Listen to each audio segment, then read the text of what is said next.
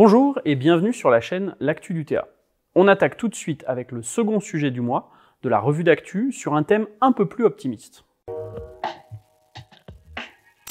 Il est 9h20 à Kourou en Guyane, 13h20 en métropole.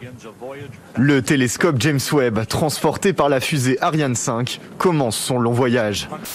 Ma génération a été bercée par les nuits des étoiles, Hubert Reeves et les images du télescope Hubble lancé en 1990. Enfants, on levait les yeux vers les étoiles avec enthousiasme.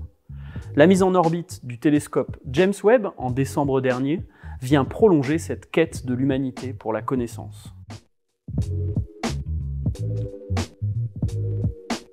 Ce bijou de technologie de plus de 6 tonnes, mesurant la taille d'un terrain de tennis, est le fruit d'une collaboration de 10 000 ingénieurs et scientifiques de par le monde, dont 2 chercheuses grenobloises de l'Institut de planétologie et d'astrophysique, Lucie Rebouleux et Romane Le Gall. Hubble vogue à 600 km au-dessus de nos têtes. Le nouveau télescope spatial s'est quant à lui positionné à 1,5 million de kilomètres à la limite de l'attraction terrestre.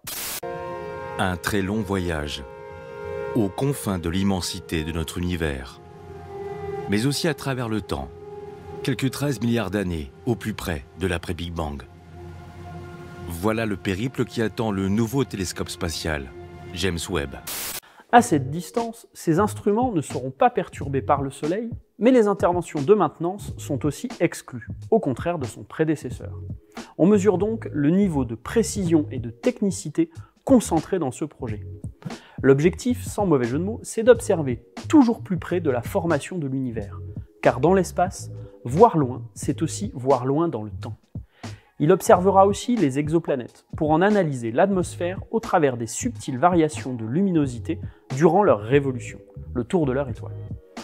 Alors qu'on ressasse à longueur de journée les défis de notre monde, que le paysage médiatique instaure chaque jour un climat plus anxiogène, je sais pas vous, mais personnellement, savoir que notre espèce est capable de telles prouesses me remonte le moral.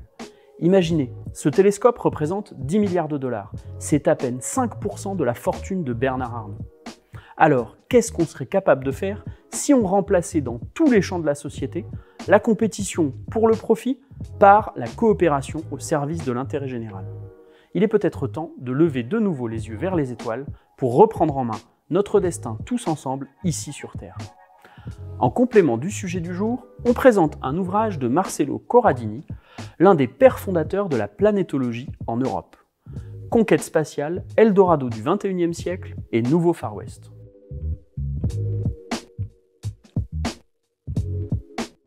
Dans ce livre tout public de 190 pages, le président du comité scientifique de l'Agence nationale de la recherche revient sur l'histoire de l'exploration spatiale jusqu'à nos jours.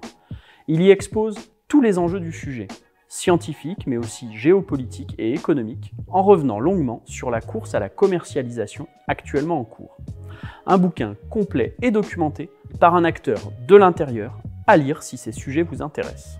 Cet épisode est terminé, on espère qu'il vous a plu et vous aura donné envie de creuser ces sujets.